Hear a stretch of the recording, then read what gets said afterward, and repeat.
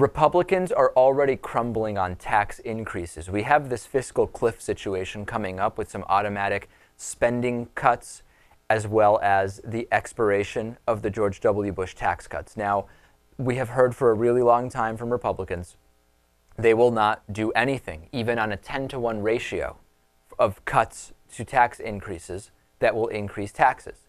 The latest is that House Speaker John Boehner offered to pursue a deal with President Obama that might include higher taxes, quote, under the right conditions to help reduce the nation's debt and put finances in order. He said, Mr. President, this is your moment. We want you to lead. This is fascinating. Next week, we'll have economist Richard Wolff, also my former professor from my undergraduate alma mater, the University of Massachusetts. We'll have him on to talk about what are the actual implications of this fiscal cliff, what are the possibilities for what can be done, what is likely to happen, the economic impacts, etc. I don't think any of us are surprised to see now that John Boehner is changing the tune, because it could be argued that the Republicans have a lot to lose if it appears that they are the ones preventing a deal from getting done to avoid the fiscal cliff. Well, look what Boehner did before. I mean, he basically says that he wants to make a deal with the president, and he's trying to be bipartisan.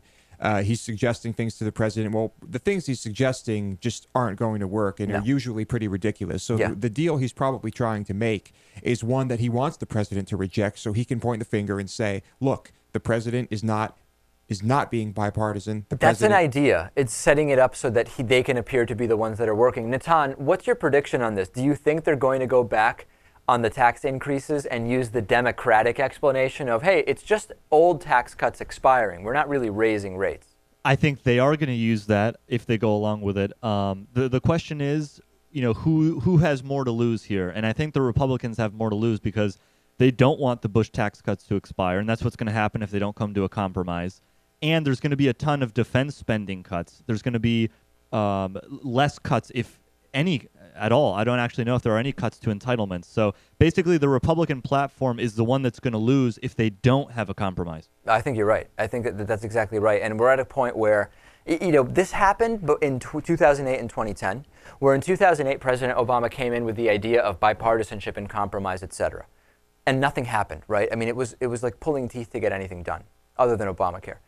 And then after 2010, when Republicans did very well in Congress, the idea from me and from some other progressives was President Obama should forget about this idea of bipartisanship. Bipartisanship is only going to lead to nothing happening, and it's time to start moving forward without Republicans as much as possible. More so now because there is no upcoming election for President Obama, although I wish re-elections didn't affect this. It's time to do what he needs to do. He already alluded to some pretty progressive stuff in the victory speech on Tuesday night. Let's move forward. Let's do stuff. Forget about Republicans, because we know they're going to try to repeal or get in the way of anything you do now. Do as much as possible to make it tougher for them, no matter what happens in the next election. That is a good idea, because I don't think we're going to see cooperation on their behalf. Unfortunately, they control the House, but Obama, there is so much Obama needs to do. No question about it. Yeah.